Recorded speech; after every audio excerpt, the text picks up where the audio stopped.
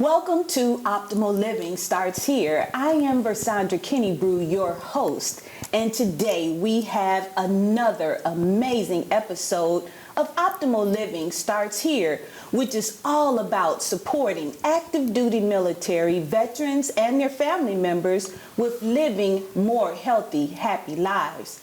In this episode, we are talking about financial illiteracy, which is literally the greatest financial crisis that we are experiencing in the world today.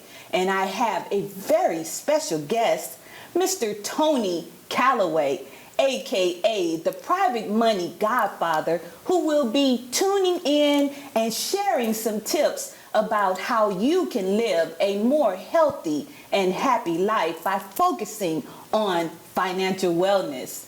Tune in. Optimal living, living optimally. And we are back.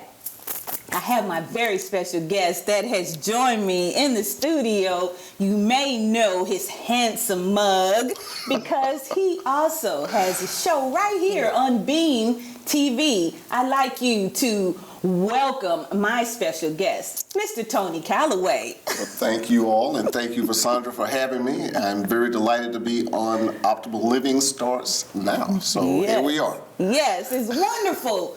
And before we begin today, let's talk a little bit about your show that you host here on Beam, because I want our listeners to know that what I have done today is brought to you an expert in finances.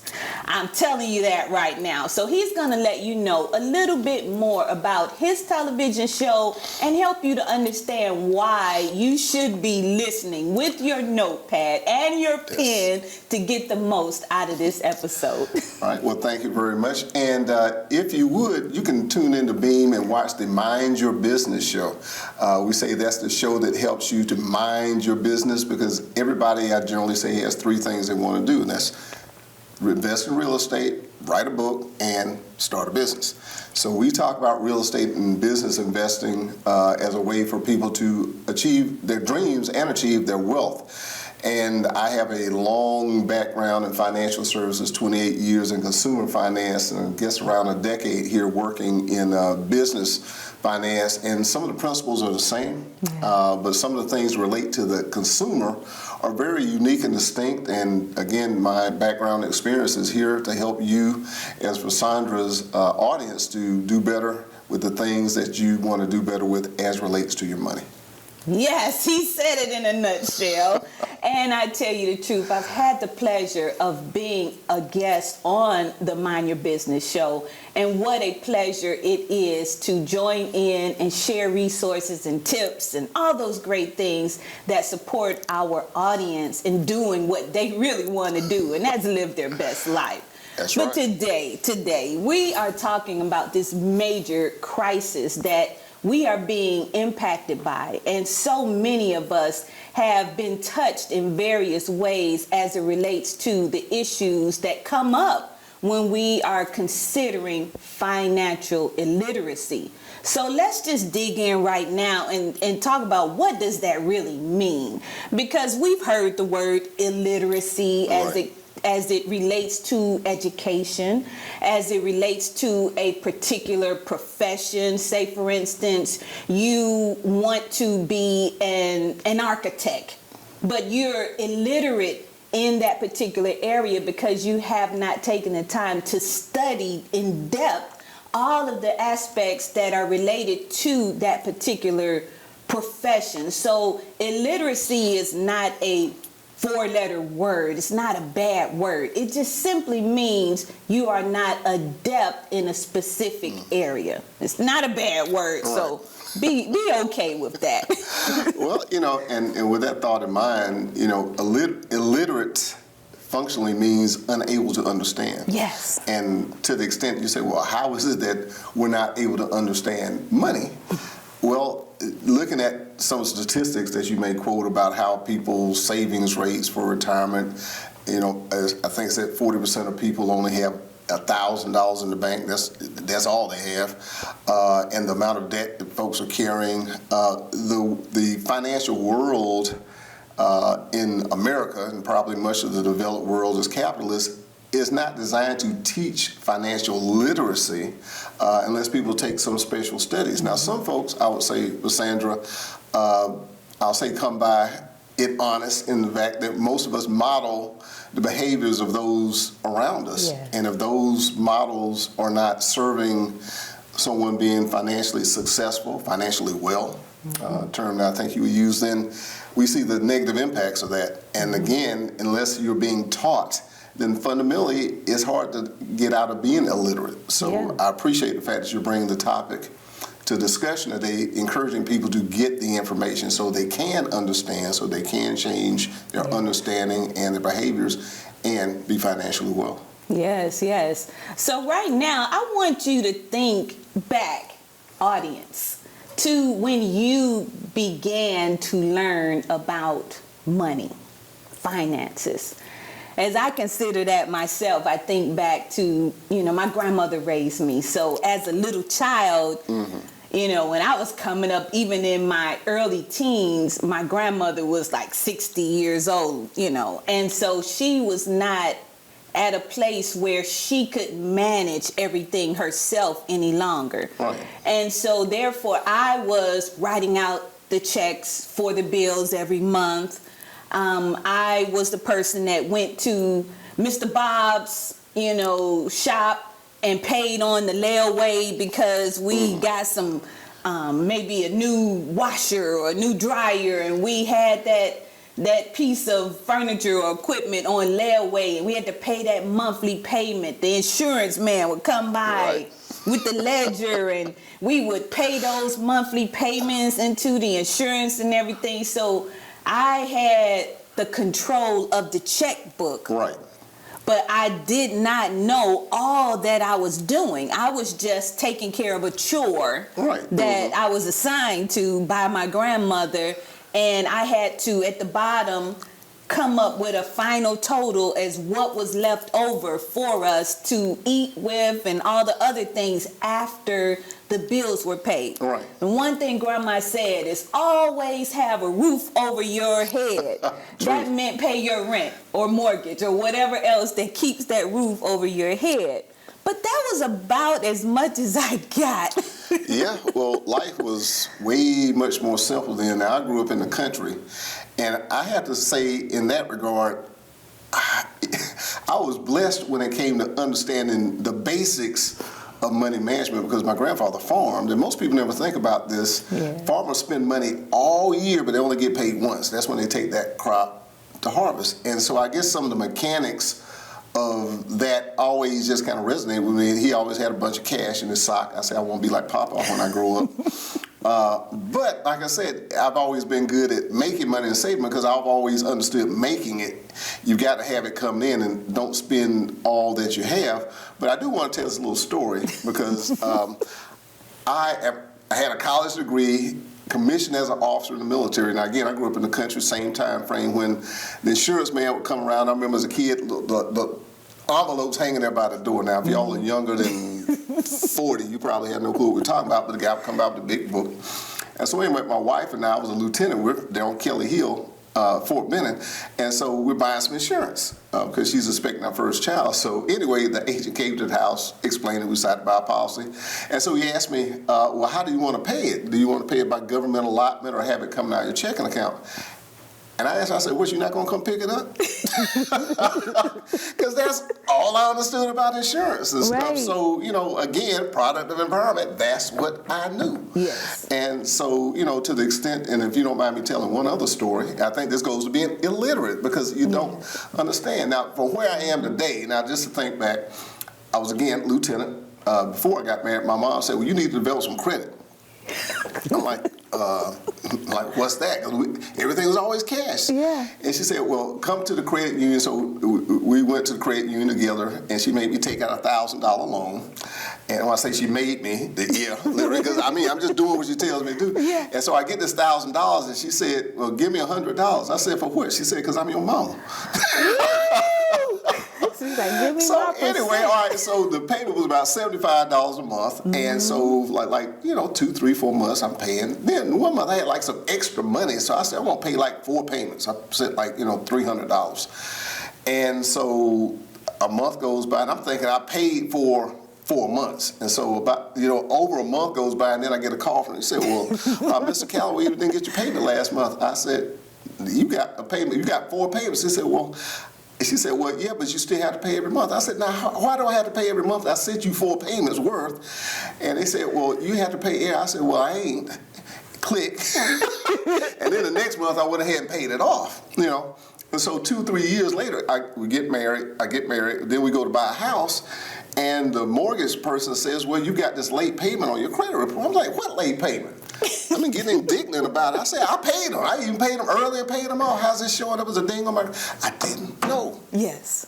So everybody out there, I'm just saying, if that's the environment that you find yourself in, don't dismay, but you got to do something about that, Yes. And Versandra's got some resources that can help you to understand that. But we're just saying we're all just like you. Yes. We didn't know until we knew. Yes. All right, but I love that. just stay in. Let's say the difference between dumb and stupid is one is you didn't know, and the other one is you know but don't do no better. Okay. All right, so Yeah. we want to fix all of that. Yes, we definitely want to fix that. And, I have stories too that relate to this whole scenario. But what we want you to do at this point in time, if you are writing down notes, please just jot down some of the things that may be a part of your upbringing that you feel may have caused you to be in a different state than you want to be financially. Maybe when you were coming up, you had a mom that said something like, don't ask me for money. Money doesn't grow on trees. That's one of those things that we hear at a young age, and it affects how we feel, where money comes from, and how easily or effortlessly it is for us to achieve having it in our pockets or purses or bank accounts. There's a lot of things that go into that. But today, what we're doing, we want to talk just for a little bit about, we talked about the environment, the people that are surrounding you, your first teachers about anything are your parents. So that could affect your inability to effectively know about money and the use and how to use it in your life. But then there is a such thing as poverty consciousness. This is something that I learned in a spiritual manner in my church that I attended. And there is a consciousness around money that one must have in order to make it grow. Because money is energy, it's currency. And because it is currency, it flows. But it also can be blocked. The currency can be blocked based on your consciousness about money. Right, yeah. So say, for instance, that scenario that you mentioned about your mom telling you about the loan and your repayment, and that was a consciousness that said, okay, I can pay it off early, I can do all these things, and I paid it, so it's done. So that was a consciousness that said, I have enough money to pay it, so I don't have a problem. But the understanding of the late payments and how they were recorded is a whole different level of consciousness. So consider this. In my 15, 20 years ago, I found myself homeless, living in a shelter after working for 20 plus years. I was a district sales manager running 22 stores in 3 states, but still found myself homeless. I had basic understanding about money. Right. I, was getting about $2,000 every 2 weeks in my paycheck, so I had adequate money to manage. But when it disappeared because the job went away Right. and the regular income flow went away, I was like, what am I supposed to do? Get another job? Okay, well, I can't do that at this present moment because I'm sick. Yeah. Because my financial state had literally made me sick. And that's what I want to really dig into. when you are having financial challenges, it can affect your physical health and well-being. Amen. It can affect your emotional and mental health and well-being. And just from the rip, you can tell that your spiritual health is already impacted, because if your spiritual health is strong, then you know that God is your source and you are lacking nothing.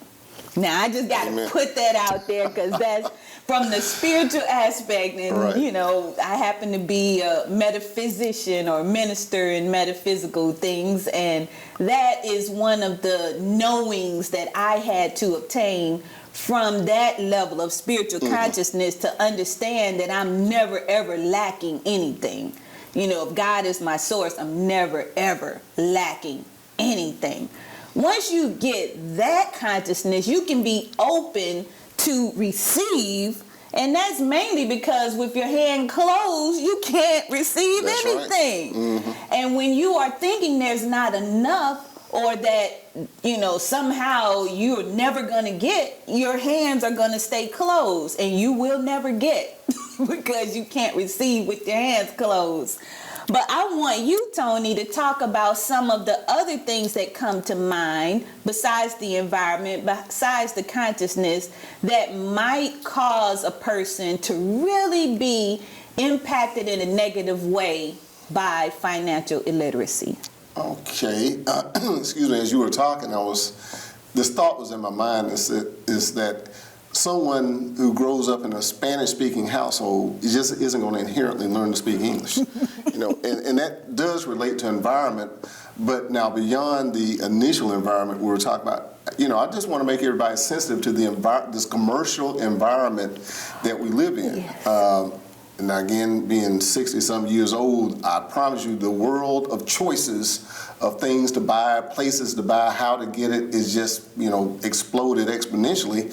And I would say for especially younger people, the concept of difference between wants and needs is a very blurred line. Mm-hmm. And I can't necessarily think, how would you teach that beyond the concept of food, clothing, and shelter? Okay, I need to have the basics, but now you can eat at McDonald's, you can go to a grocery store, you can go to Ruby Tuesday. I mean, you know, eating, when I grew up, we grew it, we ate it, you know, it wasn't a whole lot of going to buy it. So from the standpoint now, a lot of people, just think how much money you spend on those functional things. Food. Yeah. You can spend a little bit or a lot to eat, you know, and I got this thing, because my son, who's been, you know, he likes to order stuff and have it sent to the house like DoorDash, and I say, look, I don't like paying restaurant prices just to eat at home, because you're paying for the food and the service. I said, if I want to pay restaurant prices, I want to go to a restaurant. But again, that difference in cost is taking money away from other things. Clothing. I mean, just be real. People, you know, if you got more than 3 changes of clothes for every occasion and day of the week and stuff like that, you know, then again, you may be investing in appearance, you know, what people spend on their looks. And again, obviously I don't spend a lot on mine, but, you know, I'm just saying, you know, what do I need so that I don't have the stress? Yes. And, you know, the peer pressure, I would say, is something that I think people, you know, become crushed by sometime, and that I've got to look a certain way, drive a certain car, you know, have certain, the newest phone or things like that. Yeah. And again, those things are there to be had, but when they compromise your well-being, yeah, then your sense is telling you, all right, something's not right here, and you got to be willing to disengage from the things that are pushing you down that wrong path, you know, in behaviors. And one last thing I'll throw in there is, I find a significant number of people along the line of what you're saying, you have a job that's giving you a certain income. Now, once upon a time, long, long ago, people could have a career, stay at one company, work there forever, get promoted, and retire. That doesn't exist anymore. I mean, on my latest episode, I was talking about everything's a gig economy. Yeah. You got to think of yourself as an independent contractor, and I'm out to make my money. And me personally, I always say when I focus on making money, I ain't spending none. Yeah. All right. So from the standpoint of being really aware of just because I'm making more, don't spend more, but I want to be in control of my income and maybe having multiple sources of income, and not being naive to think that, everything's going to be hunky-dory and roses, that things are going to happen, things are going to break, stuff's going to be that. And all those things, when you're not preparing yourself for them, create stress. And that's what Rassandra's show is about, how you can alleviate the stress by being very practical and learning some different and better ways to manage not only your budgeting, but also some of the other tools of finance that are available. Yeah, when you were speaking, Tony, the 3 words came to mind: consumerism, gluttony. Yeah, okay.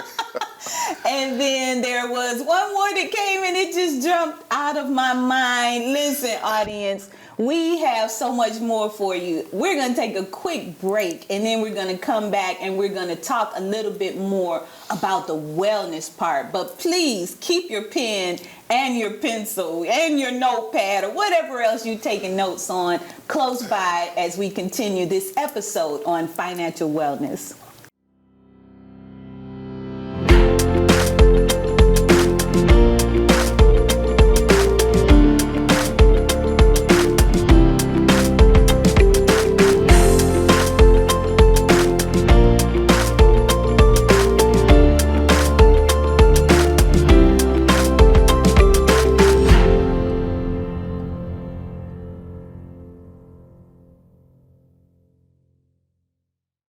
Welcome back. Just in case you are just tuning in, I am here with my special guest, Tony Calloway of the Private Money Syndicate, and we are talking about financial wellness today. That's right. Oh my God, we have shared so much in this particular episode. Financial wellness is a big deal. The crisis is real, and so many people are being impacted in a negative way as a result of financial illiteracy. But do not dismay, because we have an expert here, Mr. Tony Calloway, the private money godfather that is giving us tips, tools, resources that will support you as you get your money right. Get your money right. Exactly. Well, thank you, Cassandra.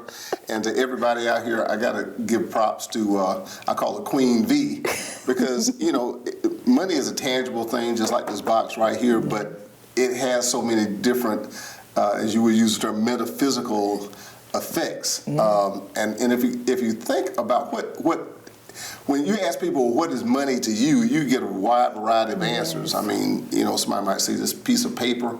Some people might think this piece of plastic, and some people might say, I don't know, it's stress, it's more of a intangible, because that's how they relate to it. So our discussion today is about erasing and giving people opportunities to, I almost use the term, rehabilitate themselves to more financial health. Because nobody's perfect about anything, so I'm not here saying I'm perfect, but some of us came from a different time and place, historically, in terms of how financial things were managed, and some of us have, have the scars to prove where we learned what we learned, and to say, a hard head will make a soft behind. All I'm saying is, sometimes you just learn from the school of hard knocks not to do this again, or maybe what to do. But I'll tell this story that I think is part of my evolution from being very, cash conscious and not understanding, fundamentally being illiterate about a lot of things. Now, my college roommate, I was a biology major in college. My college roommate was an economics and finance major. His books were thicker than mine. My friend Vince was talking about stock market and economics and stuff like that, and my eyes rolling around in my head.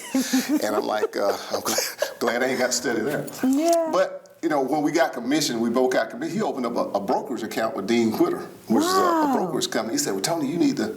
And so I did it, I didn't know what I was doing, but I did it. And I'll freeze frame right there. That was a social connection. Somebody who knew, I trusted that he knew something I didn't know, and it sounded good, so voila, we did it. Now, I'm buying Wall Street journals and money magazines and all that stuff, and didn't really know what I was doing, but I was like faking the funk, you know, just just buying and selling stock. And then just so happens a guy who was in the same office with me at Fort Benning was studying to become a stockbroker.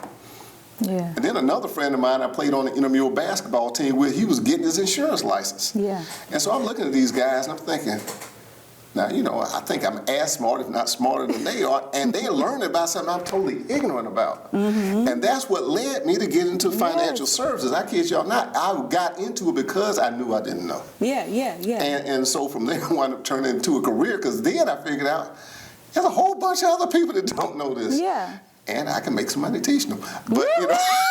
Make that money. So I'm just saying, you learn, each one teach one, and fundamentally that's what we're doing, and that's what Rosandra wants to do today.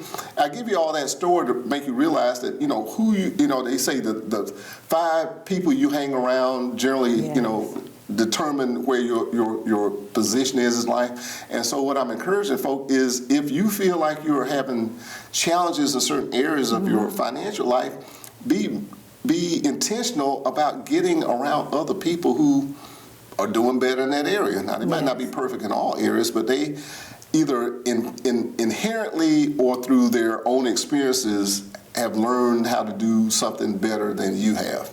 It's kind of like going to the gym. You know, you see somebody doing 400 pounds, and you barely pick up 4. You know, you watch their technique, and you kind of work your way into that. And you maybe ask them, well, how did you get from here to there? And most people will tell you. Yes. But as I say, you have to have the willingness to challenge your own habits.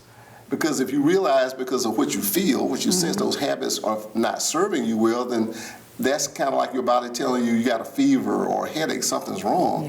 So how do I treat this condition? You know, how do I fix that? Yes, you're so right about that. And I really feel I resonate with what you're saying, because as I was making my shift from being homeless, one of the things I knew I wanted to do was invest in real estate.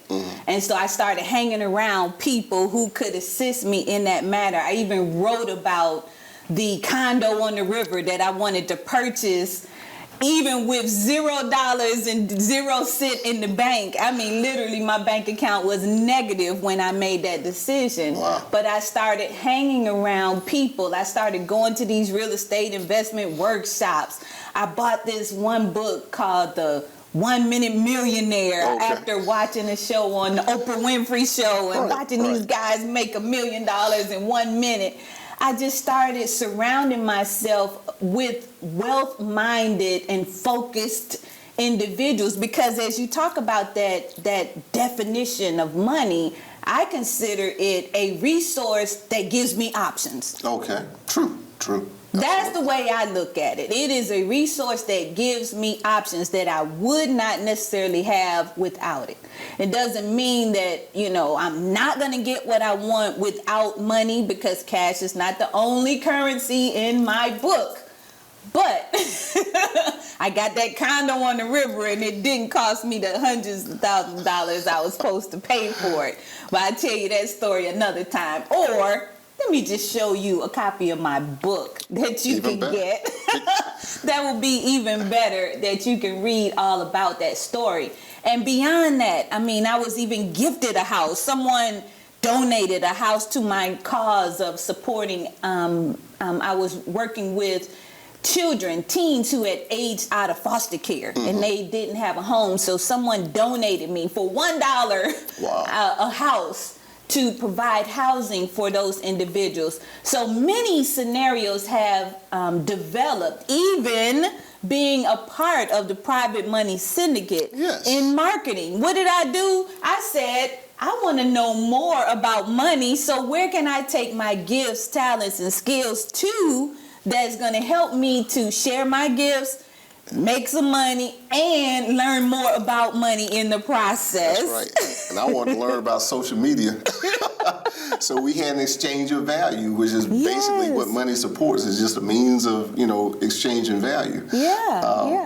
And on that point, I got a stack of real estate books literally that high.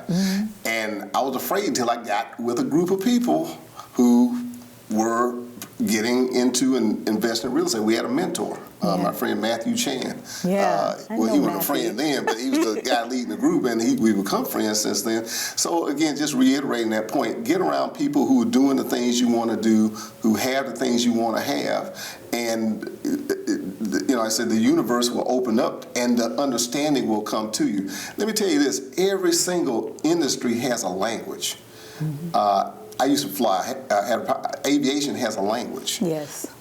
If you're in medicine, you go to the doctor's office, you give it a piece of paper you can't read, but you take it to a pharmacist, that's a language. Okay? You're right. Finance has a language. Okay? And so my point is that you can't understand things unless you learn the language, but if you get around people speaking the language, absolutely at some point inherently you're going to learn the language. Yes. And then once you learn the language, you can communicate, and all the things that relate to that now have context.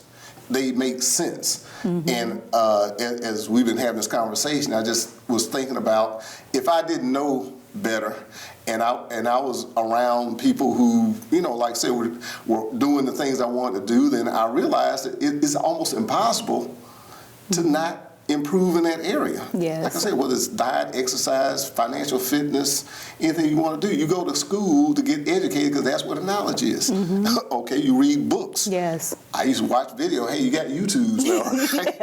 You can learn anything you want on Google. Yes. But I'm really a fanatic about this. If something pops in my head and I don't know what it means, I want to Google, what does this mean? Yeah. Now we have so many tools to help you to understand these things, so I'm just saying that the biggest thing that might be missing is the social context. Yes. For people to make those shifts in their finance.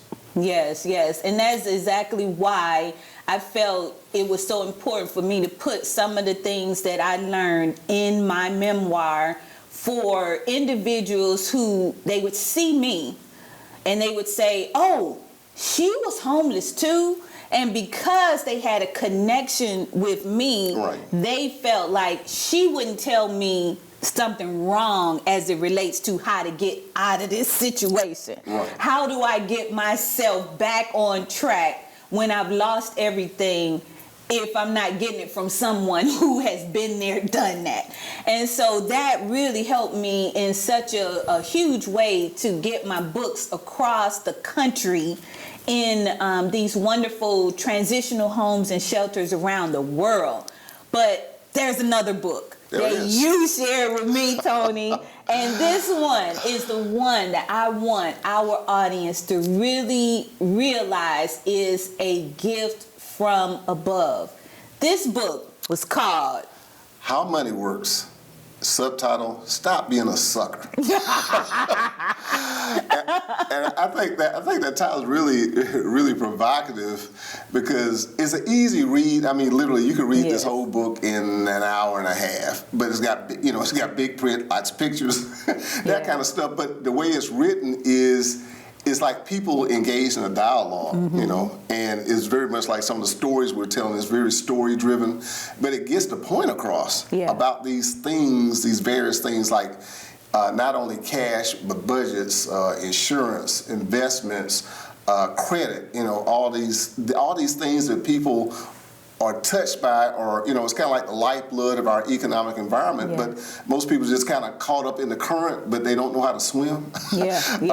So I certainly would encourage everybody to get a copy of How is a bestseller, a New York Times bestseller. And if you hadn't heard of it, you're not the only one. But see, they said the best place to hide a secret is in a book.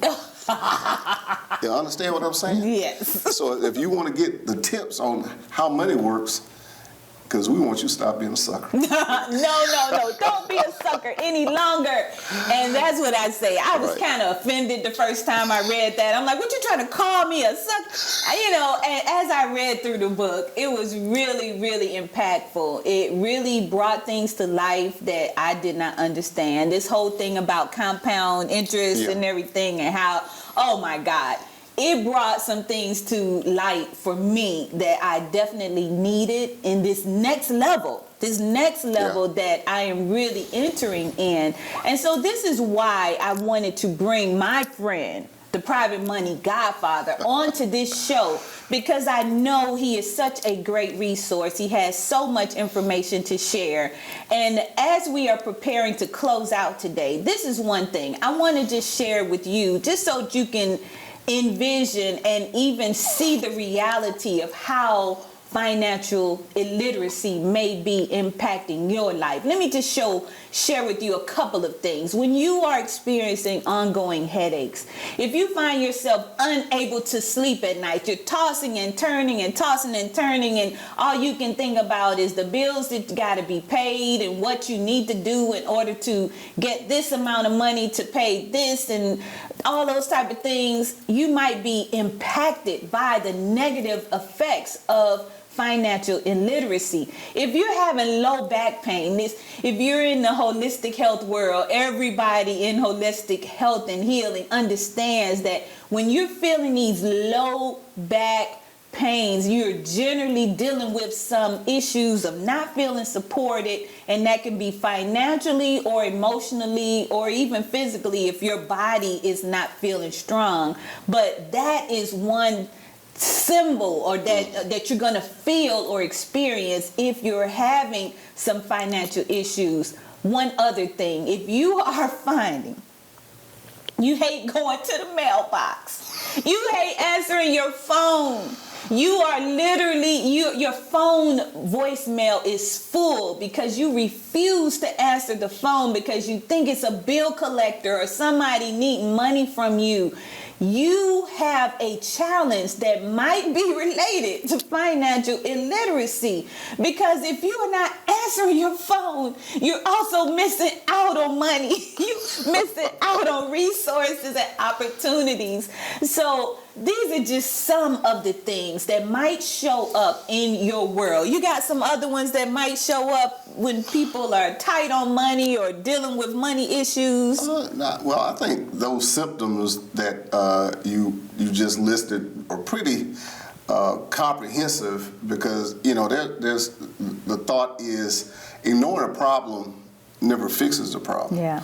But I think that being clear as to what the problem is, as we used to say in the military, that's 75% of solving it. Being clear as to, okay, what's really going on here? So you got to keep digging and digging. And the thing that you brought to your viewers today is that you have to understand money. You might understand I got to pay bills. You might understand I've got to try to save some. My credit's bad. Those are third level consequences of the fact that you don't understand. And then once you understand, then you have to take the power of that knowledge, control it, to use it for your benefit. Mm-hmm. Because think of everything, you out here trying to get money, and everybody else is out here trying to get your money. It's all, seriously, every time you turn on the TV, you're scrolling on your social media, ads.